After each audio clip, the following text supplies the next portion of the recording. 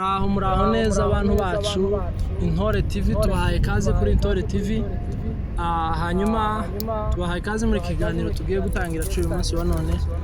Kuko muri ko mubibona turi kumwe n'abatumirwa bacu abahungu b'abanyamurenge batatu. Nihaza no kwiyongeramo abandi turaza kubakira nabo. Turabiyegereje ku Intore TV abamaze gukora ibisabwa, abamaze gukora subscribe, share, like, comments. Turabubaha cyane, turabakunda cyane kuko mudukunda mukatugaragariza ibikorwa byanyu, ndetse no turabibona buri munsi ku wundi. Reka rero dutangire tuganira n'abo basore bacu, reka dutangire batwibwira, reka dutangire n'uyu muremure hano ashobora kuba ari we mukuru, kandi mu kinyamurenge umuntu muto ntakwiye kuvuga mbere y'umukuru. Reka dutangire umukuru ari utangira kuko ariko turi ko tubibona. Reka dutangire ari utwibwira, tuze gusoza nanone na mugenzi we, tuze gusoza n'uyu uri mu ruhande rwanje rw'iburyo. Karibu cyane kubwo kutwibwira. Murakoze cyane. Amazina ni Kiza Benjamin. Murakoze cyane hano ku Intore TV show. Twakomeza na mugenzi wawe. Murakoze cyane, twongeye kubasuhuza aho muri, abari ninjoro mwiriwe mute, abari mu gitondo mwaramutse mute. Amazina nk'ibisanzwe ni Musemakweli. Twahaye ikaze uyu munsi, twongeye kubana namwe ku Intore TV show. Murakoze cyane. Reka dusoze na mugenzi we hano hirya. Bwana sifiwa. Abashumba hari ukuntu tuba dukoresha ibintu by'ubushumba bwinshi, ariko muratwihanganira. Arizu bo naje amazina ni Sava, ndanyuzwe, ndi umuhungu w'umunyamurenge, ndubatse, ndi umugabo w'umunyamurenge, ndubatse, mfite umugore n'abana batatu. Nkaba ntuye hano Nairobi muri Kenya. Nkaba nkorera kuri Sava Show. Rero twaba twishimiye kuza hano kuri channel yanyu Intore TV. Ni TV show cyangwa ni TV gusa? Kuri Intore TV twabishimiye cyane. Ngira ngo nibyo tunasaba abakunzi ba Sava Show ko bagenda bagakora subscribe kuri Intore TV. Ni TV. Abakunzi ba Sava Show mugende mukore subscribe ku Intore. Murakoze. Sawa, murakoze cyane. Kuko mubyumvise barivuze, uyu mugabo avuze ko yitwa Benjamin, uyu nawe avuze ko yitwa Sava, kandi afite channel ya YouTube. Abantu batayizi ni Sava Show, bagende bakore ibisabwa, ubwo murabizi tutiriwe tubisubiramo. Reka dusabe Benjamin nawe akoresha YouTube, abwira abantu uko yitwa kugira ngo babashe kugenda kuri YouTube bamukurikirana, abantu dutezanye imbere. Ni umuco mwiza, ni na byiza cyane. Murakoze cyane. Murakoze cyane. Intore TV, jewe nkorera kuri BGM TV show. Bakunzi ba BGM TV show mugende mukore subscribe ku Intore TV, ndetse n'abakunzi b'Intore TV mugende murebe kuri BGM TV show. Kubadukurikiranye mukomeze mudukurikirane kabisa, mukomeze mukandeho kugira ngo dukomeze tugubwe neza. Murakoze cyane. Mugende mudufollowing ahantu hose. Ubwo ayo mazina tuvuze niyo dukoresha kuri platform zose, TikTok, Instagram, Facebook, Twitter, ahantu hose muzi ko ari ku mbuga nkoranyambaga. Mugende mudushigikire. Hanyuma rero uko muri ko mubibona turi mu minsi mikuru ya Noheli, niyo turi kwizihiza. Reka tubashe kugira ngo tubaze abantu. Ndizera ko bano bagabo ari abagabo bakijijwe cyane, kuko dushobora kubabaza kubera iyi minsi mikuru. Reka dutangire na Sava tumubaze ikibazo kubijanye na Noheli. Noheli kuri wowe isobanuye iki? Noheli kuri wowe ni iki? Noheli kuri je ni iki? Noheli kuri je ni Noheli cyangwa se Noheli ni Noheli. Noheli ndabiziho. Ni ukuri sinokubesha. Ndakubesha ni kuri ntacyo nkujeje, ntacyo kuri Noheli. Mbese Noheli uyizi nka Noheli? Nizi ko ari Noheli Yesu yavutse, ko turaselebre ko Yesu yavutse. yanavutse kera nyine niko kubyiye no kwizihiza ni happy birthday Yesu. Okay, kuko mubyumvise avuze ko Noheli ari ukuvuka kwa Yesu. bavugisha Noheli tuba twagiye kurya keke Yesu aba yasubiye kuvuka aba yatuvukiyemo twaza bavuga ariko muri wo kutuvukiramo birasobanya nanjye ndakubaza siko zavuga ngo Yesu yatuvukiyemo yaravukiye i Betelehemu ndaho uzi Betelehemu muri twe abamara ngo yatuvukiyemo yakuvukiyemo wewe kuvukiramo ndatekereza ko ari kukuvukira mu mutima wawe kuko ntiwavuga ngo arakuvukiramo kuko ndi kuvuka tuzi kuko ntabwo twari tumutwite ni ukuvukira mu mutima wawe kuvukira mu naba tuza tuvukira kuko Yesu ni umwuka ni ikintu tubona dukomeze Benjamin uremezanya na Sava kubyo avuze kuri Noheli avuze ko Noheli ari ukuvuka kwa Yesu wowe ubivuga iki kuri Noheli Noheli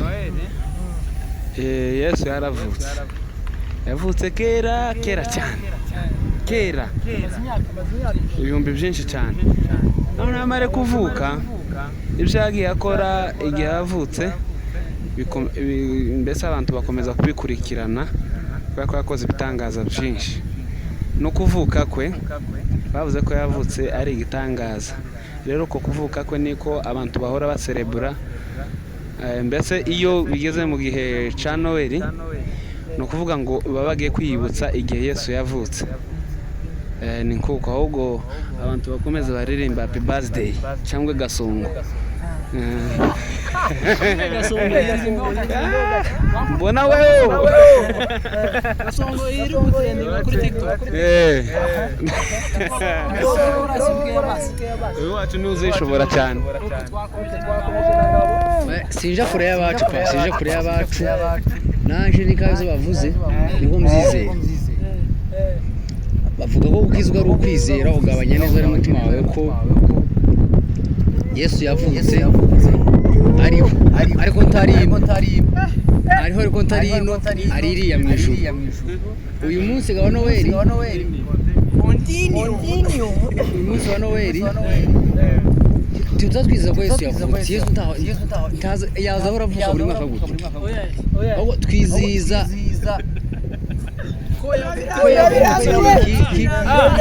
buri mwaka turatwizihiza ko Yesu yavutse igihe kiki kubera ibikorwa yakoze ku isi kuko tunizera ko ari n'umwana w'Imana ntabwo niyo mpamvu ituma duhora twizihiza isabukuru ye naho iwacu indirimbo yaravuze oyaye bakomeza baririmba kasongo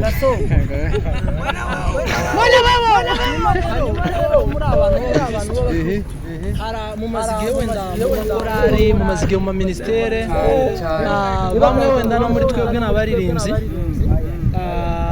ntaho duterera ku ikorasi imwe ijanye na Noheli nubwo wenda mutari abahanzi ndabizi ko mutari abahanzi ariko mushobora kuba mwodutereraho gake ino indirimbo yizihiza kuvuka kwa Yesu kuko kuvuka kwa Yesu bigomba kwizihizwa n'ibyacu turabyizihiza natwe turi mu kubyizihiza hariho n'indirimbo zo kwizihiza kuvuka kwacu bivuze ngo kwizihiza kwa Yesu nako kugomba kuba gufite indirimbo mwigire hino turirimbe mwigire hino kasongo samaje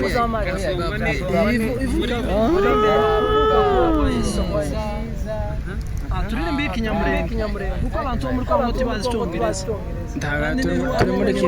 turi muri Kenya tugiye kuririmba ariko nje ndabaza akabazo kamwe Yesu yaravutse ko twebwe hano abana damu tuza twizihiza isabukuru yacu baratubwiye ngo wavutse muri uku kwezi muri uyu mwaka kuri izi tariki cyangwa se muri ino minsi uvukiye Mama Rusi, uvukiye Mikurizi, uvukiye Kibaki Nyanda, Soweto Nyanda na Kakamega hose. Yego kurumva ariko tukiziza ya minsi batugiye. Yesu ninde wabonye aho avuka mu kwa 12 ku minsi 25 ko iyo minsi iranditse muri Bibiliya muri Bibiliya Mutazi igipande je ico kintu zangipinga iminsi kwandikwa yanditswe n'uwabonye aho Yesu ninde kuko yavukiye mu muvuri w'inka. ayo makuru turayazi urumva nukuvuga ngo wavuze ayo kuvukira mu muvuri w'inka niwe wavuze n'izo tariki byanditse muri Bibiliya. Ico zangipinga wowe ukabona ukagipinga ushingiye kuki? je mpamvu zangipinga nuko nta muntu waje atubwira ngo je nari mpari umunsi Yesu yavutse jewe nukuvuga wame ukwezi nuko Yesu ndiyo yaravutse mu kwa 4 Yesu ndiyo yaravutse mu kwa 6 yavuka mu kwa 4 tuba twiziza mu kwa 4 Yesu ngo bamwishe mu kwa 4 mu kwa kangahe mu kwa 4 Yesu usanga baramwishe mu kwa 4 usanga baramwishe mu kwa 12 ku minsi 25 ugasanga yaravutse mu kwa 4 kurumva ivyo ni ibintu tubaza ariko ahubwo nje ikibazo Yesu yavuze mu kwa kangahe ngire nabi bakuru Yesu bamwishe Yesu bamwishe mu kwa 12 Yesu yavutse mu kwa 4 mfate mikoro yanjye Yesu yavutse mu kwa 12 ndibibaho nuko umuntu warege isaha yababeshe isaha ya mbere yari yarebeho ni aho none wowe ukavuga ngo ikindi kibazo nje mpaye nibaza ese Yesu wavutse mu kwa 12 apfa mu kwa 4 sibyo kuri Pasaka sibyo ese muri aya mezi 3 ni gute warakoze birabitangaza byose? ndahera kuri uyu wacu ndahera kuri uyu wacu ikibazo kubaza wemera ko ukizwa ari ukwizera ukizwa ni ukwizera Bibiliya kandi ivuga ngo wizera umwana w'umuntu avuma ntabwo ari ukwizera Yesu umwana w'Imana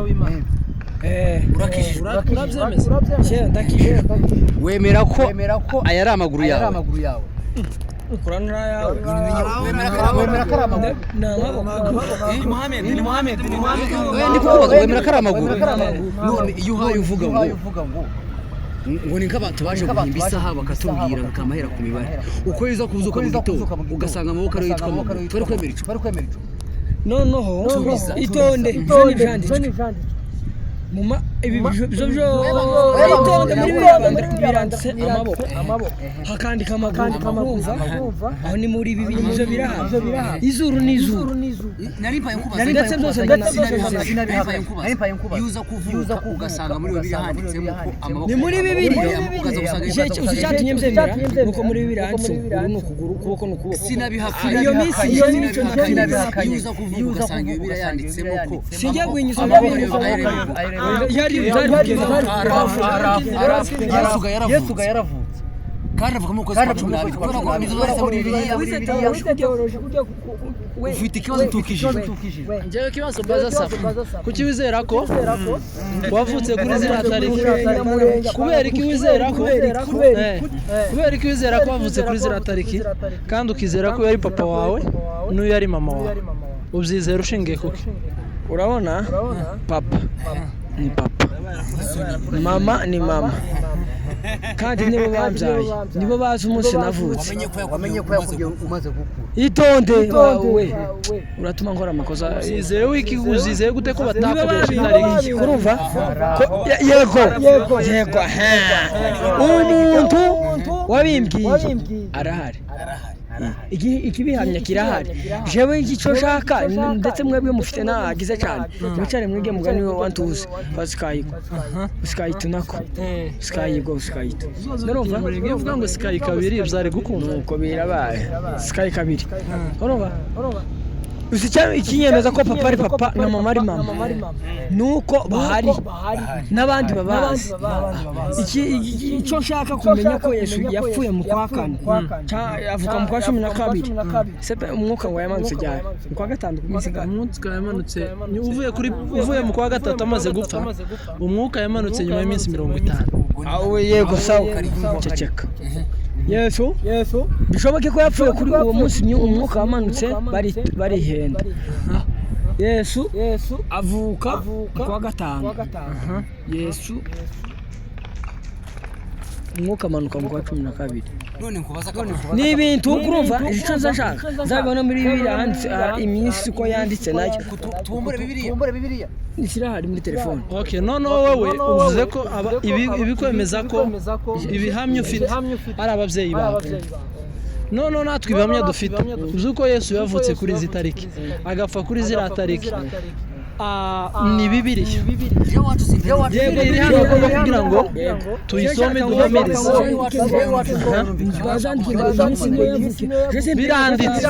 Biranditse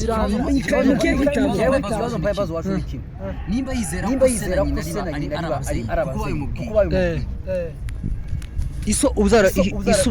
isokuru wawe ntakiriho ariho uwaza isokuru wawe ariho yarapfuye twemera ko yabayeho tubiza twemera ko yabayeho oya nta kibazo twemera ko yabayeho dusubize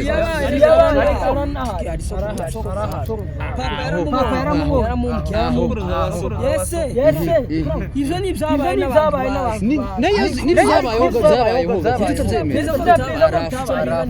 iyo misi gute nemera ko Yesu yavutse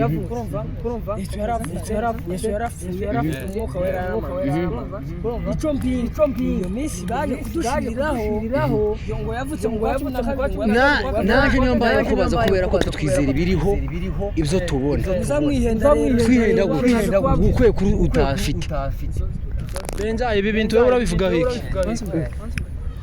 Abantu bafite imyumvire mibi n'amatwi mabi.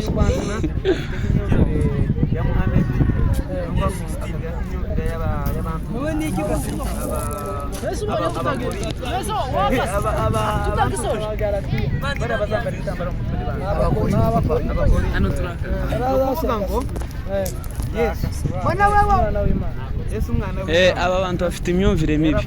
Uyu nguyu kwanzi we afite nk'imyumvire ya Muhammad, uyu nguyu akagira nk'imyumvire y'abantuza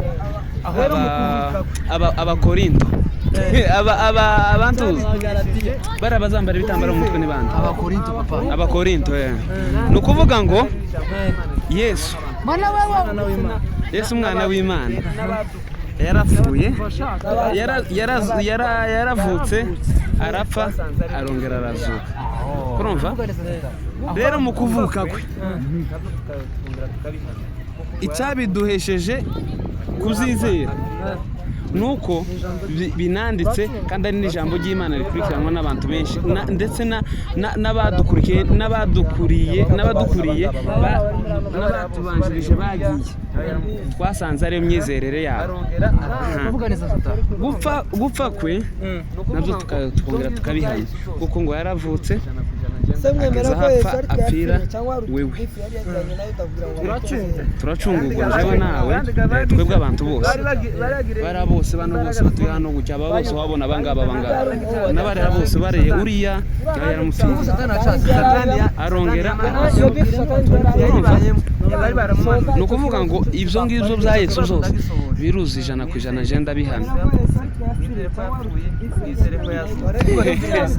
kandi gabagisha baragire imbaraga zikomeye bayuda nagica seki bisatani satani yamanuka yayibayemo yabari baramumanuye none ndabona ico kibazo ndagisohoje mwizere ko Yesu yavutse mwizere ko yapfuye mwizere ko yazutse kasongo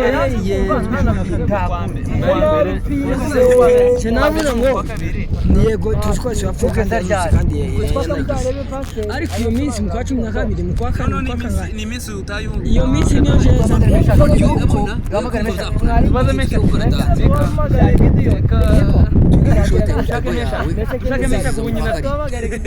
mu gihe yanze kumva ntanabipinga je nabipinze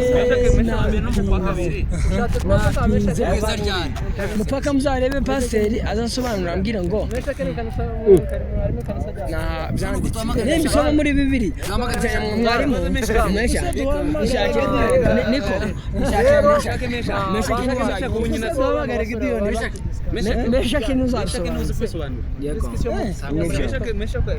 aho ushatse kuba ko nta meshake mu bana mu kanisa meshake ni mwarimu mu kanisa meshake ni kanisa mwarimu kanisa rya mu bana mu bana uzamubwira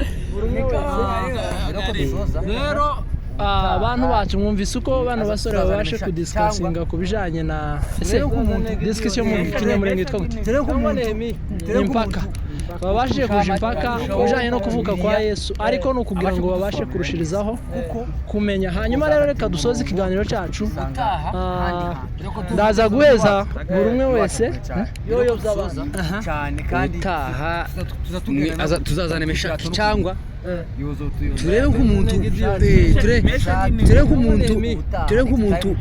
uturushaho Bibiliya abashe kudusobanurira neza, kuko twozatatira umurongo tukisanga ahandi hantu twumva ibitekerezo by'iwacu ari kure cyane kandi tuzatugenda gutya k'ikirato n'ukuguru uzotuyoboza udushakire umuntu ubutaha next time tuzahure kuri bayita gute Kwintore TV atubwire neza amakuru tumenye neza imva y'imvano y'ukuntu Yesu bazabiziza ko yavutse mu kwezi kwa 12 wacu abona ahera kuko yotuyoboza cyane.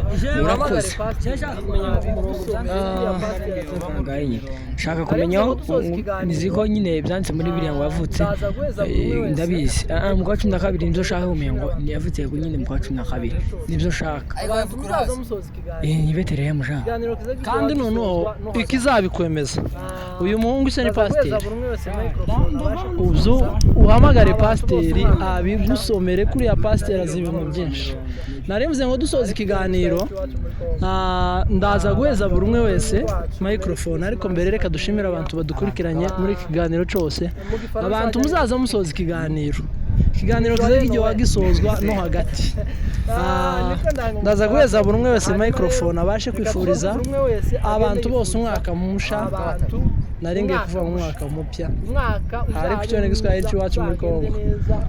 Abantu batumva ururimi rwacu Merry Christmas, Happy New Year. Mu gifaransa wajya ni gute? Ni Joyeux Noël.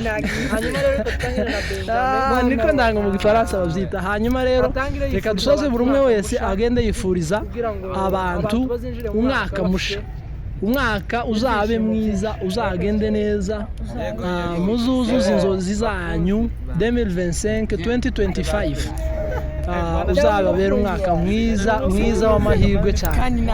Hanyuma rero reka dutangire na Benjamin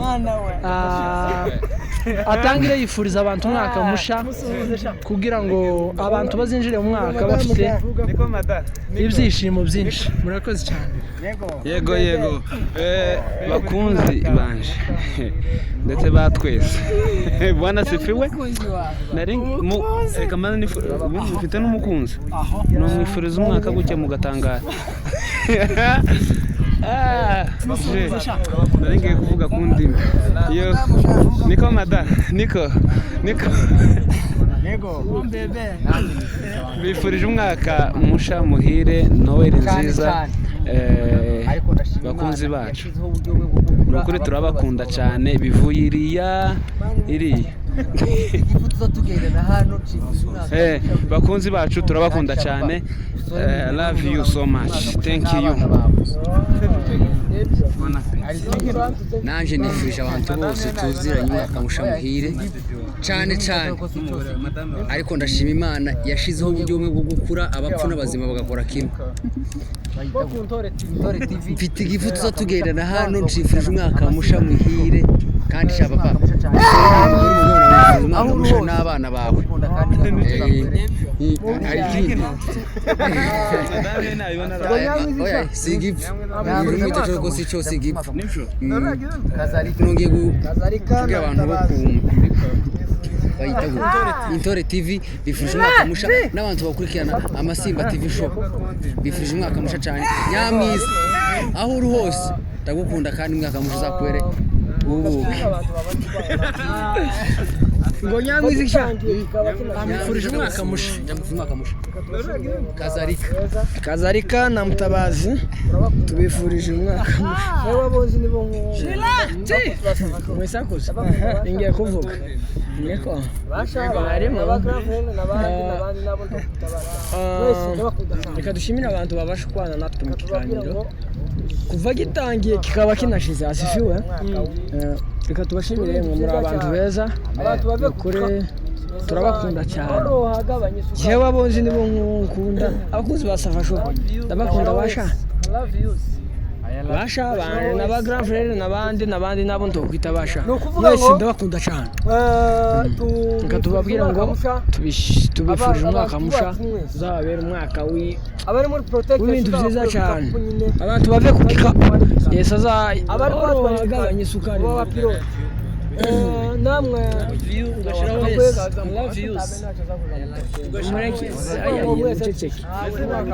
ni ukuvuga ngo tubifurije umwaka musha abantu bacu mwese abari muri protect tuzabakure ku gikapu nyine mutangire mutware ibikano abari ko batwara ibikano aba pilot namwe